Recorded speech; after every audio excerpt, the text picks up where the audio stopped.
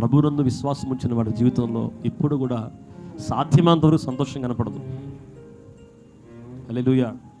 సాధ్యమైనంత వరకు భక్తుల జీవితాన్ని మీరు చూడండి. ఆదికాండం మొదలుకొని ప్రకటన గ్రంథం వరకు ఉన్నటువంటి భక్తులందరి జీవితాల్లో ఎవరైనా సరే సంతోషంగా ఉండడం మీకు కనపడిందా? అబ్రహాం దగ్గర నుంచి మీరు చూసుకోండి,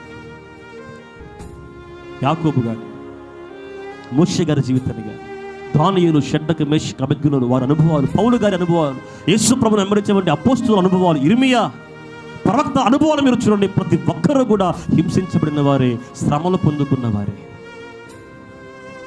అందుకే వాక్యం రాయబడింది, నీతిమంతునికే ఆపదలు వస్తాయి. నీకు శ్రమ వచ్చిందంటే నువ్వు ధన్యుడివే. ఆమె చెప్పింది. దాన్ని పాడబడినప్పుడు ఎందుకని ధన్యతగా భావించాడు భక్తుడు? ఎందుకని ధన్యతగా భావించాడు? శ్రమ కలిగినప్పుడు అది ఆ శ్రమను ఎందుకు ధన్యతగా తీసుకున్నాడంటే శ్రమల గుండా వెళ్ళినప్పుడే మనము దేవుని మహిమను చూడగలుగుతాం.